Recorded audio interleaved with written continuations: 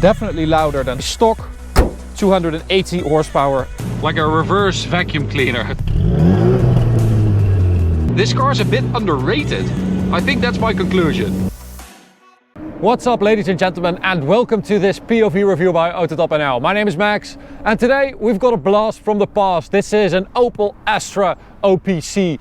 This particular one is from 2016. It is Brian's car, who you can find on Instagram at Dutch_Astra_OPC. Well, and we thought we haven't driven this car in a while, and it was basically to see if it was still as good as we thought. And also because we had never tested it on the Autobahn, we never made an English review with it, so well, here we are. It is a yellow one, which is quite unique apparently. This one has been imported from Germany, and it is the only one in yellow in the Netherlands, because this was not available in the Netherlands, or at least no one chose it. So today I'm going to show you around it, show you a couple of cool things on it, and then we'll take it for a drive towards the Autobahn for an Autobahn blast. But before we begin, don't forget to subscribe and hit the notification bell if you want to receive updates when we upload a new video. And check us out on Instagram if you like, at AutoTopNL, for some behind the scenes footage. Alright, so let's start with the looks, because I think it actually looks really good even after all these years. This car was built between 2012 and 2017, but it looks really good if you ask me. It's nice and aggressive, and we even have the optional 20-inch wheels. 19 was standard, 20 optional, with yellow Brembo brake calipers behind that. Brakes are really good as well. 245 section tires at the front. We've got a nice wrap going on here with matte black at the rear and yellow at the front. As I said, Dutch Astra OPC. Go check him out on Instagram if you like.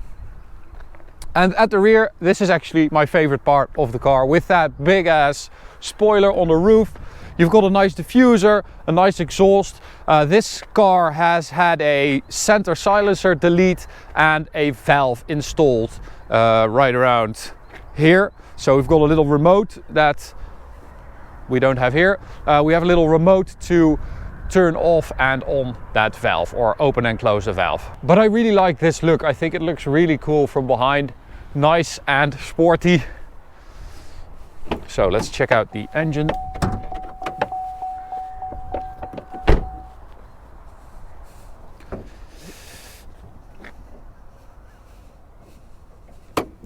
There we go.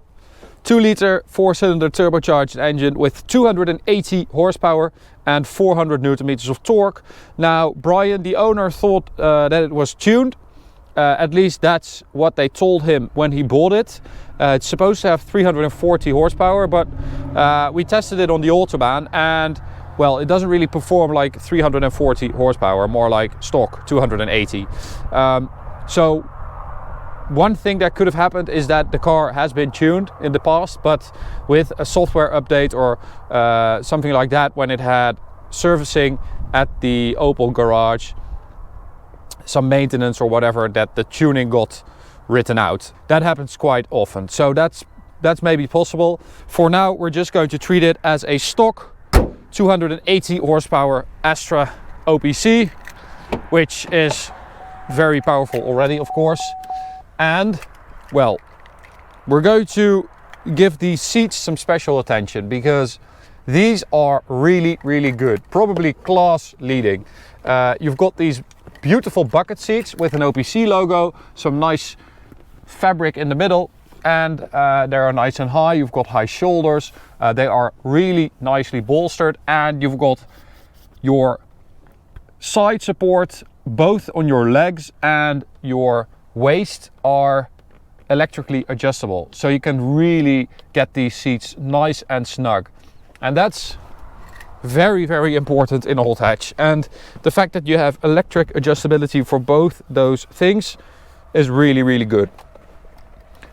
Other than that, I mean, the first time I got into this car again, this is what I remember. All those buttons, that's what I really hated back in the day when we drove it for the first time. It always stayed with me that this car had so many buttons on the dash. But other than that, I mean, that's not really what we're going to discuss, of course. It's just a nice hot hatch on the inside. Here's the remote I was talking about earlier. So if we press off, the valve closes. And this is pretty much stock. And then if you open the valve,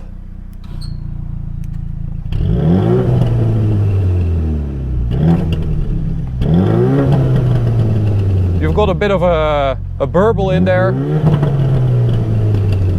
That's pretty nice. That's definitely louder than stock. Okay, let's take it for a drive and see why this car always stayed with me, because I remember really liking this car. In this, I mean, this back in the day, 2012, 13, you had a lot of these very cool manual hot hatches, front wheel drive. That was before they got crazy with like 350 plus four-wheel drive systems and all that stuff. This is like it used to be. I do feel like this car, let's go to OPC mode by the way, which tightens up the dampers, which are rheological or something like that, so they are adaptive. This car is a bit underrated. I mean, it's got some serious hardware like that adaptive damper setup, but it also has hyper strut front suspension, which is similar to the Revo knuckle on the Ford Focus RS, the previous one. So it has some serious hardware to get rid of the torque steer. That's what that hyper strut does.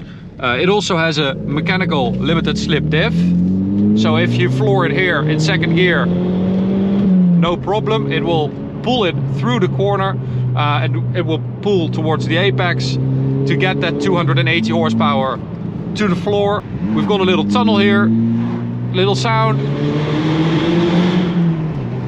That's nice. I remember that this car with its stock exhaust, it blows through the exhaust really loudly. It's like a reverse vacuum cleaner. It's like insane the amount of blowing from that engine and turbo you get through the exhaust. But with this one, I get why Brian decided to delete the center silencer, put a valve in there, because this is more of a car sound than the blowing of the stock one. But it is a nice sound. We also have Brembo Brakes. These are ventilated discs, so also serious hardware. They are super nice. The pedal feel is good. That goes for all three pedals. But it's just, yeah, it's a bit of an underrated hot hatch, this. I mean, I know that we thought it was good back in the day, but other than that, you never really heard that much about it. I don't think they sold too many of these.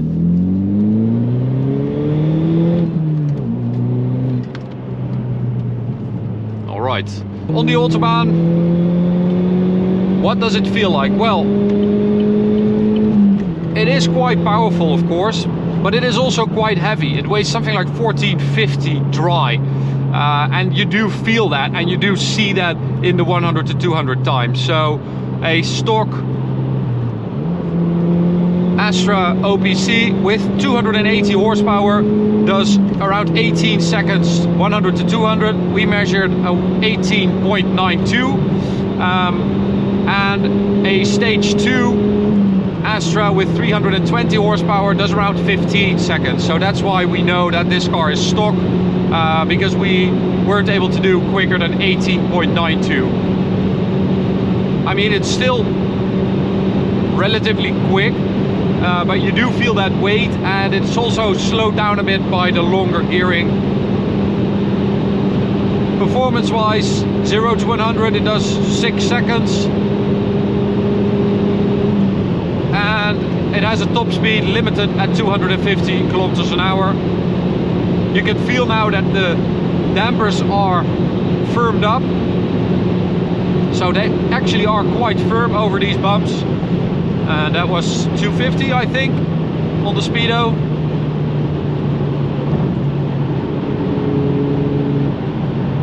But we also know that these OPC engines are quite sensitive to different fuel qualities. So the 18-second 100 to 200 of the stock OPC was done with a draggy with 100 octane fuel.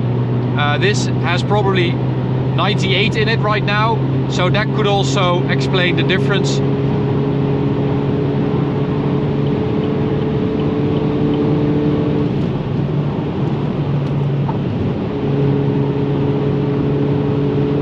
So when you turn off the OPC mode, you can immediately feel that those dampers are much softer. It's really nice actually. I do like the fact that you can choose if you want those dampers firm or soft. And that's what I really like about this car, especially as a used car. There's a lot of value for money here, especially now. I mean, you can pick these up, they're not that expensive, and you get so much good stuff. You get a lot of serious hardware.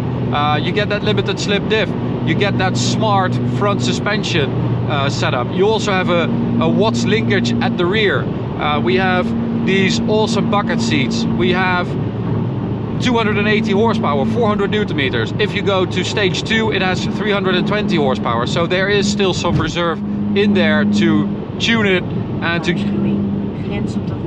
to get some more power even from it. And I also like the way it looks. I think it looks really cool, and it's from the day that the hot hatches were still about manual gearboxes and about getting as much power through those front wheels as possible, and developing smart stuff to do that instead of just putting way more horsepower in there and going for four-wheel drive and an automatic gearbox, which is much faster but also less entertaining.